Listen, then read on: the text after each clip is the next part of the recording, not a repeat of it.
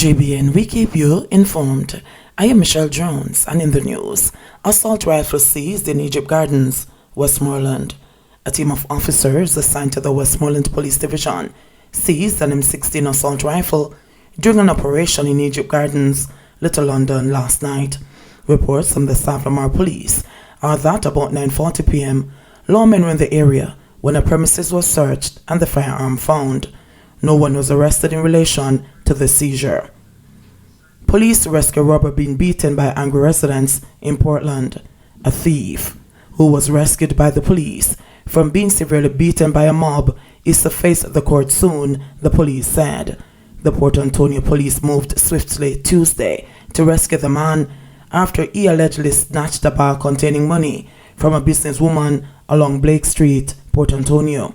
He didn't get far, as people witnessed the incident, held on to him, and delivered blows. It is reported that he suffered, among the injuries, damage to his eye. Superintendent in charge of Portland, Dwayne Wellington, said that he is thankful for the quick action of the police and the residents who held on to the man. About 1:30 p.m. Tuesday, a businesswoman left on foot from William Street on the way to Blake Street to make a lodgement. In the vicinity of Harbor Street, the bag was snatched by a robber. The citizens were alerted, and with their quick action, they held on to the man, retrieved the bag, and started to inflict wounds on him. The police were nearby and responded, and as a result rescued the man from his attackers, and the lodgement of about $1 million was recovered. He added, "I must say commendations on the part of the citizens for holding the robber, but I must say I would have preferred for them not to inflict blows on him, thereby injuring him." He was taken to the Port Antonio Hospital, where he was treated and released into police custody. He'll be charged for larceny of the person. He also appealed to members of the business community to be more careful when transporting large sums of money. "I appeal to the business community to desist from making lodgements on your own. You can either get the services of a security company or the police can do it for you for free. We'll make the necessary security arrangements for the lodgement to be done in a safe and peaceful environment. I must say commendation to the police for their quick action because they were some distance away from where it happened, but based on the commotion in the town, they took up the baton by saving a life and retrieving the money." He said the robber is from a Kingston address and warned outsiders against committing crimes in the parish. "Portland is not a place to come and rob. We do not entertain criminals. So if you come here and rob, you'll be caught, just like how this man was caught by the citizens Tuesday. It is not a place for outsiders who intend to rob, kill, or destroy," he pointed out. Papa shot and killed in the Old Harbour. The Old Harbour police have commenced an investigation surrounding the shooting death of a man at his home in Gutters District, Old Harbour, St. Catherine, on Wednesday, April 21. The deceased has been identified as 20-year-old Radcliffe Campbell, otherwise called Papa. According to the police, about 2 a.m., relatives heard explosions coming from one of the board houses occupied by Campbell on the family property. When they went to check, Campbell was found suffering from gunshot wounds to his head and back. The scene of crime unit and a funeral parlor vehicle were summoned, following which the area was processed and the body removed to the morgue. Investigation continues. Indy come to interview cop who allegedly shot wife and son in domestic dispute. A policeman is under investigation by the Independent Commission of Investigation, INDECOM, in relation to the alleged shooting of his estranged wife and their son. The incident happened yesterday at a house in Duane Park, St. Andrew. According to INDECOM, family members in the house became engaged in a verbal dispute which became physical. During the tussle, the off-duty policeman reportedly discharged his private license firearm, resulting in the injury of his wife and son. The injured man was transported to hospital, where he remains in critical condition. It is reported that he is receiving treatment for gunshot wounds to his chest and abdomen.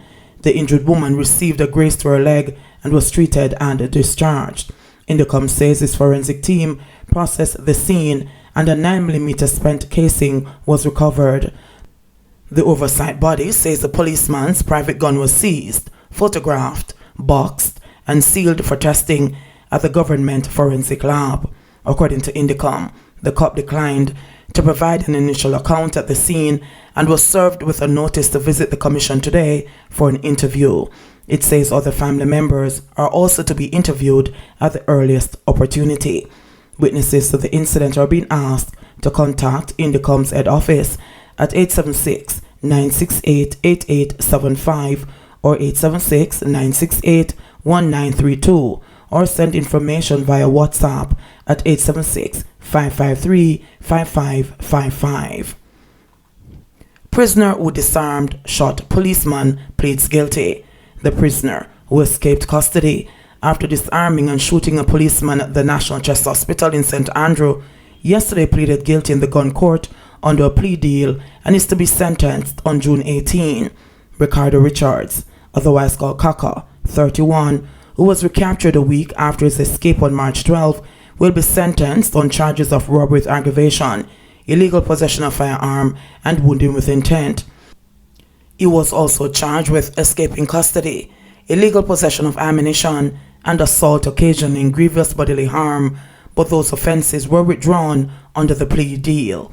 Richards was taken to hospital by the police to receive medical care. However, when his handcuffs were unlocked to allow a doctor to treat him, he grabbed a pistol from one of two policemen who had accompanied him, shot one of them, and fled.